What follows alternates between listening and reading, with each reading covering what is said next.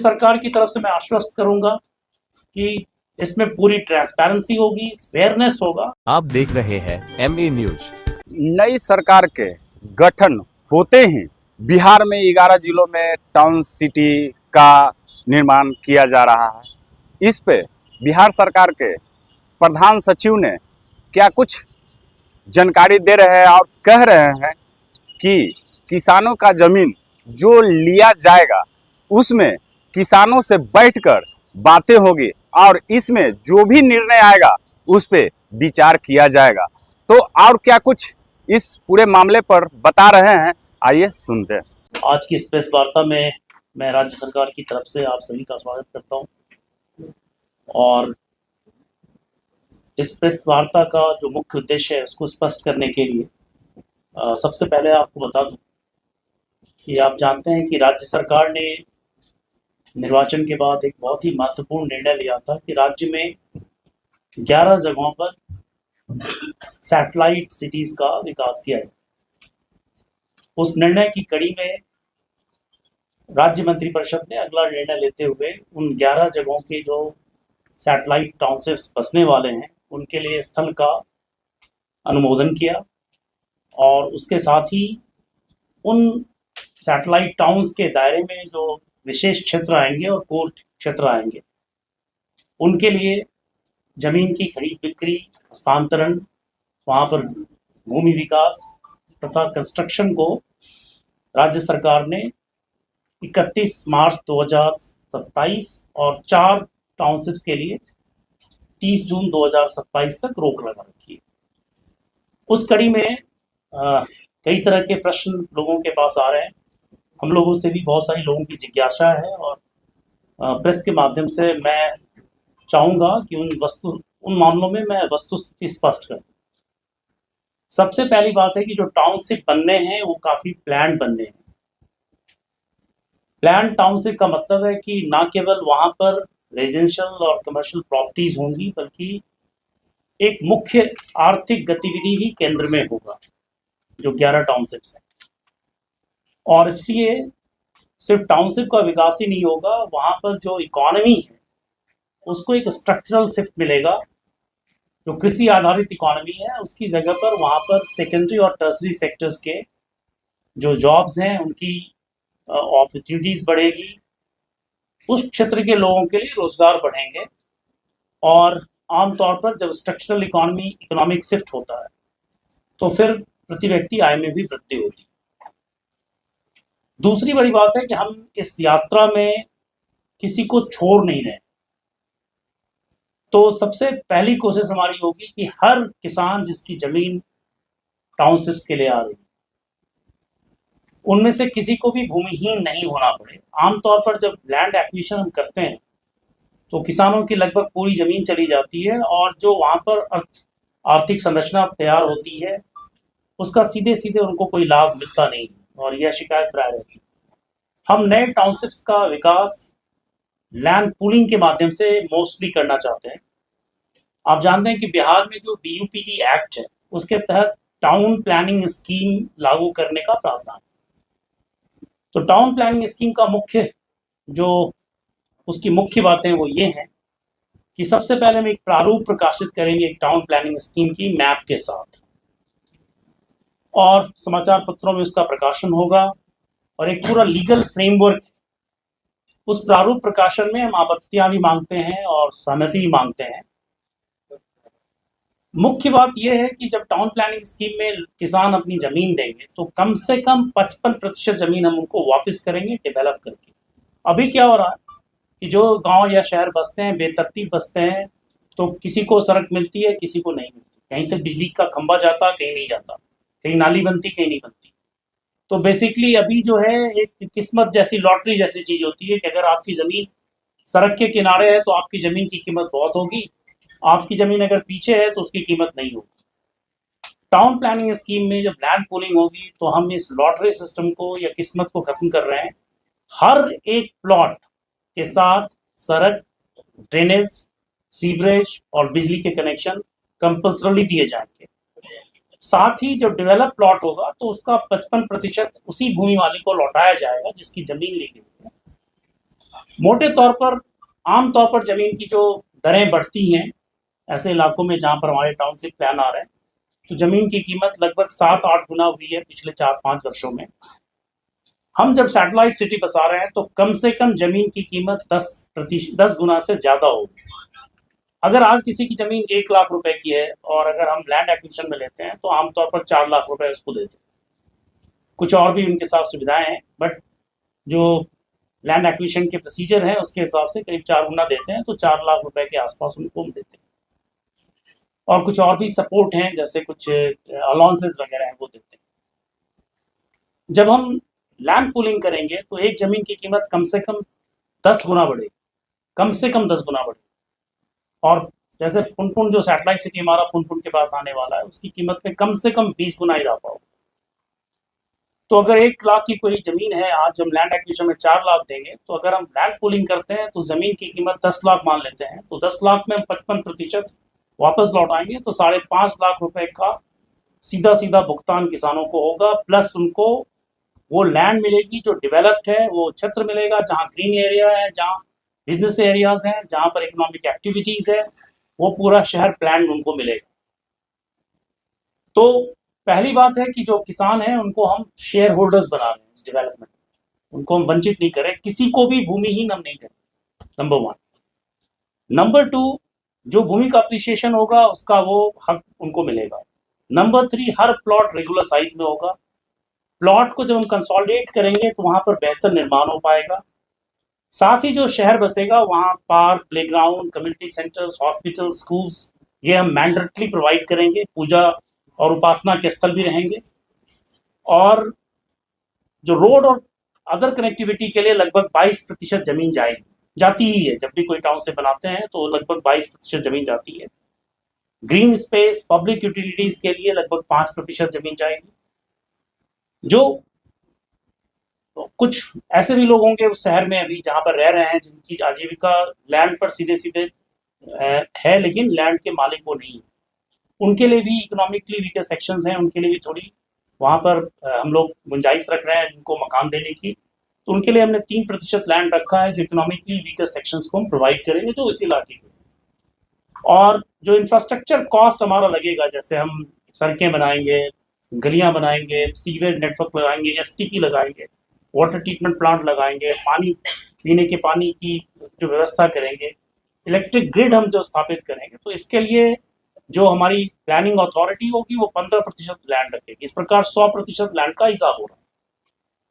सबसे बड़ी बात ये होगी कि हर स्टेप पर ट्रांसपेरेंसी, पहले हम ड्राफ्ट पब्लिश करेंगे, ड्राफ्ट पर सहमति और ऑब्जेक्शंस लेंगे, एक मिनिमम नंबर में जब लैंड होल्डर्स तैयार होंगे तभी उस पर आगे हम बढ़ेंगे। और इसकी देखरेख करने के लिए जिला पदाधिकारी की अध्यक्षता में एक समिति है। इसमें एक लीगल फ्रेमवर्क है, एक ट्राइब्यूनल होगा। अगर उस किसी को किसी प्रकार का विवाद होता है या कोई शिकायत रह जाती है तो ट्राइब्यूनल है, उसके बाद एक अपील का सिस्टम है। तो ये पूरी की पूरी व्यवस्था लीगल फ्रेमवर्क में। ऐसा नहीं है कि हम कुछ भी करने जा रहे हैं और लोगों को पता नहीं हो। समाचार पत्रों में इसका पूरा प्रकाशन होगा, लैंड का डिटेल, लैंड देने वालों का डिटेल, सब कुछ होगा। जो हम इंफ्रास्ट्रक्चर बनाएंगे उसमें उनका समूह का जो भूमि धारक होंगे उनका समूह हम बनाएंगे और उनके साथ बैठकर हम प्लान करेंगे कि किस तरह से वहां पर इंफ्रास्ट्रक्चर डेवलप हो। तो ये बुनियादी तौर पर हमारी लैंड पूलिंग का मॉडल है।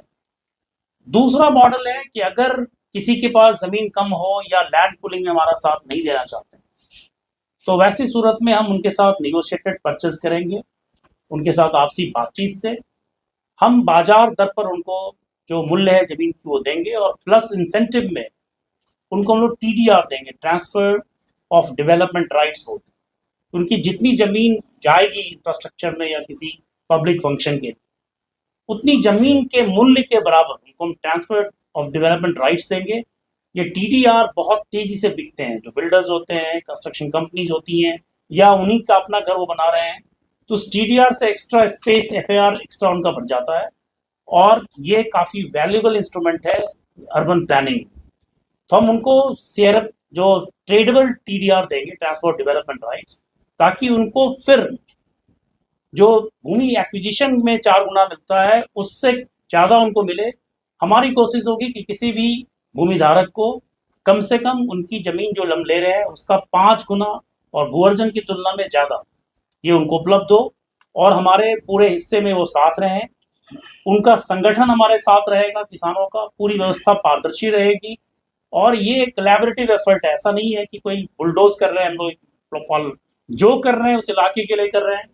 उस इलाके में जब प्लान्ड अर्बन ग्रोथ होगा तो वहाँ के जनरेशन्स के लिए उसका फ़ायदा आएगा, उसकी इकॉनमी में ग्रोथ आएगी और जो प्राइमरी सेक्टर की इकॉनमी है खेती की, बेसिकली सेकेंडरी और tertiary sector, manufacturing, services sector, इसके अलावा राज्य सरकार ने हर 11 टाउनशिप के लिए कुछ ना कुछ सोच रखा है।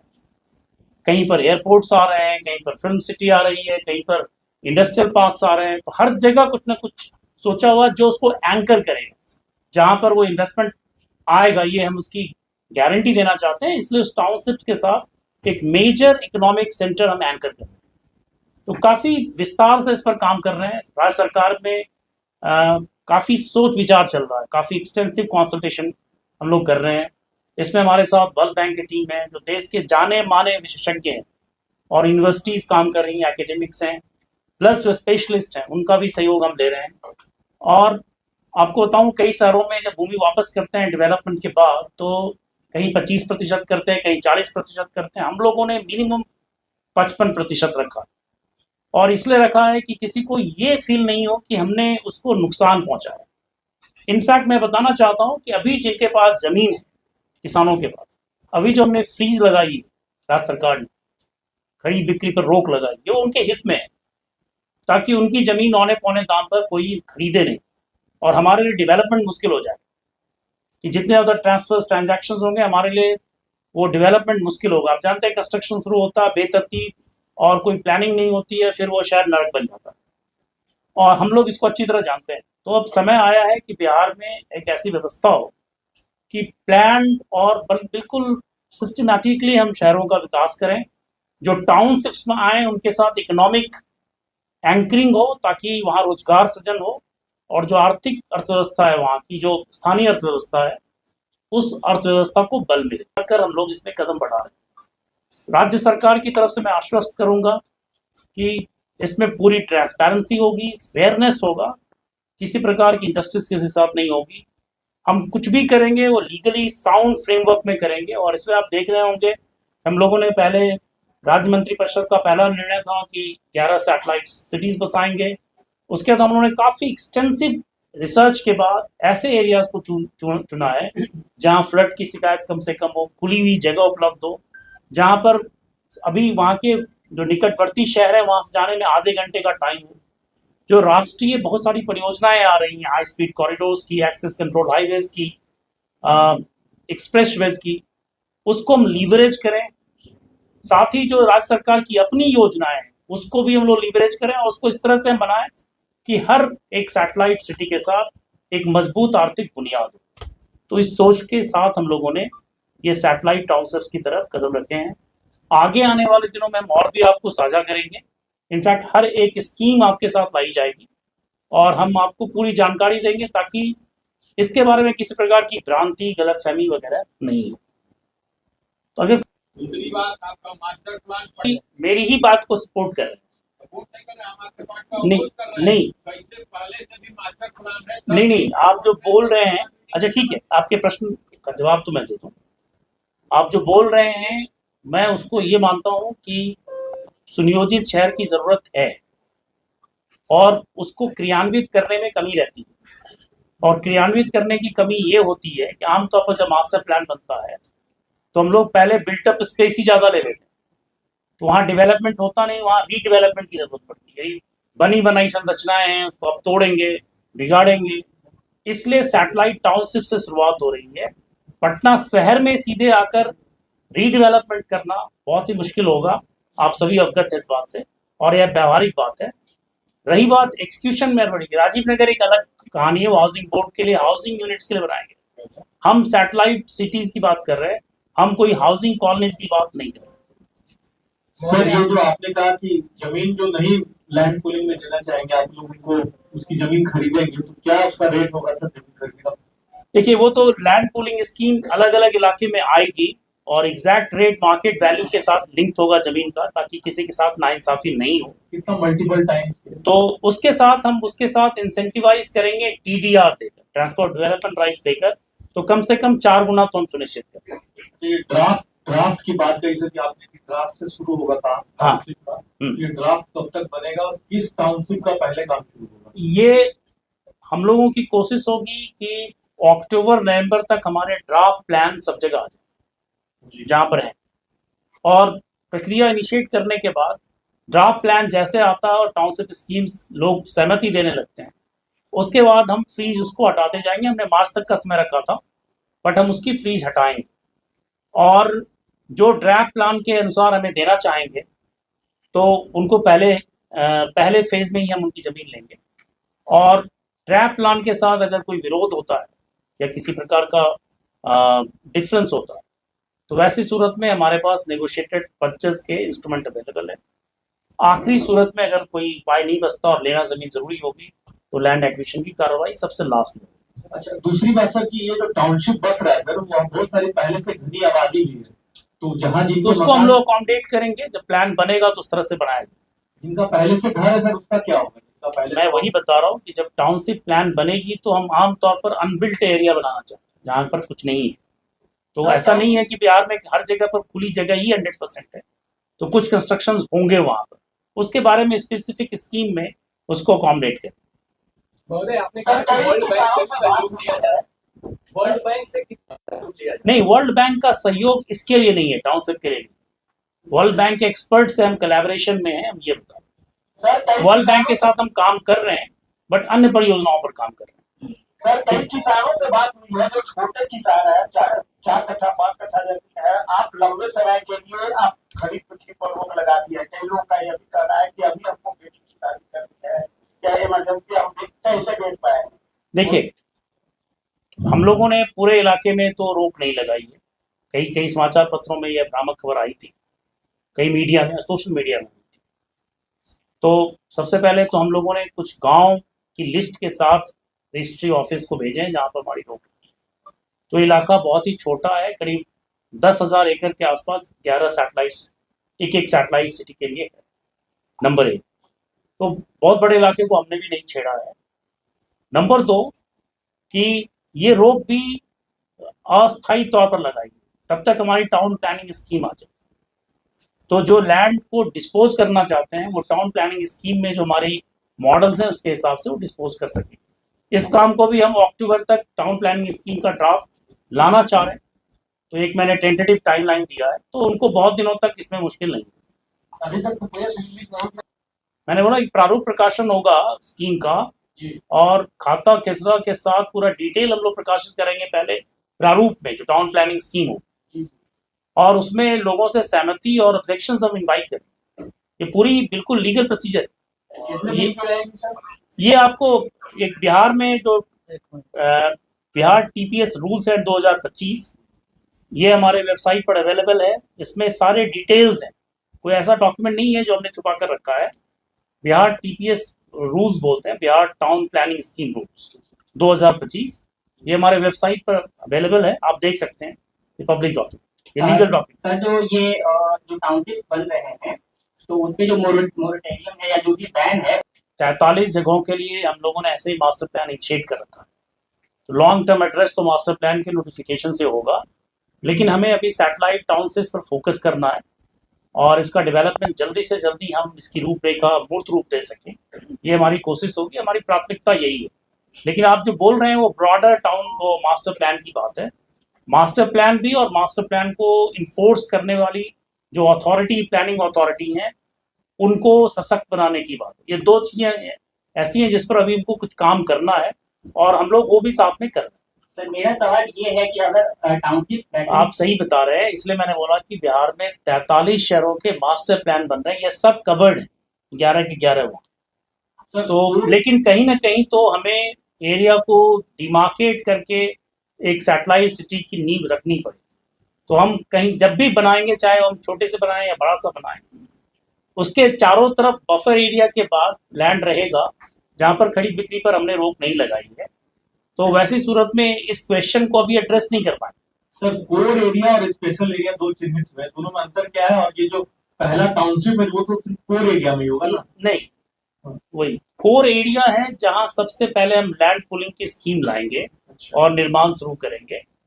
पूरे टाउनशिप का नाम स्पेशल एरिया है और पूरा एक बार हम मैप पर उन्हें बता देंगे कि हम क्या करने जा रहे हैं, कौन कौन सी सड़क बनने जा रही है, किस तरह का ग्रेड हम बना रहे हैं, कहाँ स्कूल बना रहे हैं, कहाँ कॉलेज बना रहे हैं, ये सब चीजें हम पहले उनको बताएंगे। इसलिए प्लान पूरे स्पेशल एरिया का होगा, लेकिन कोर एरिया से शुरुआत।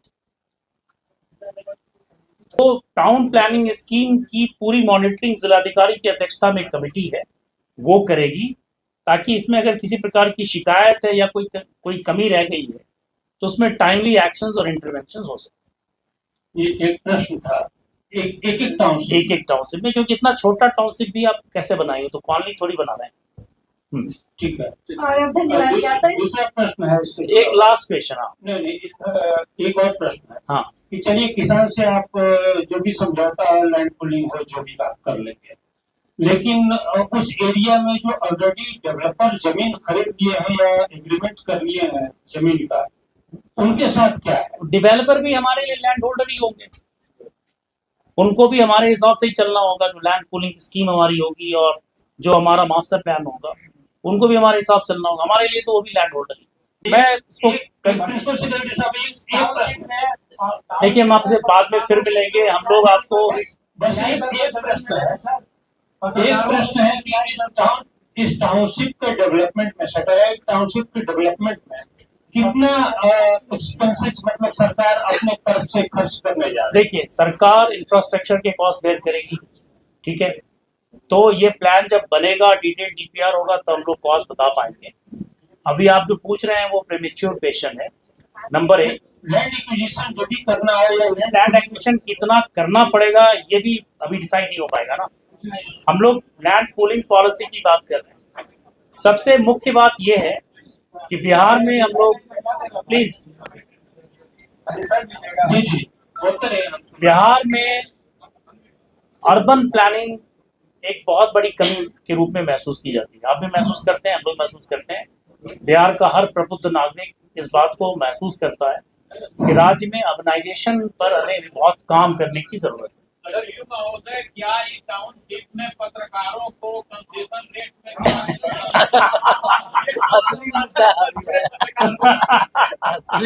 चलिए, इस पर हम लोग अभी तो कुछ नहीं बता सकते, लेकिन इस पर हम लोग देखते हैं। पत्रकार समझता है कि ठीक। नेता मंत्री शब्द से पीछे जमीन अपना नहीं, आप जो बता रहे हैं वो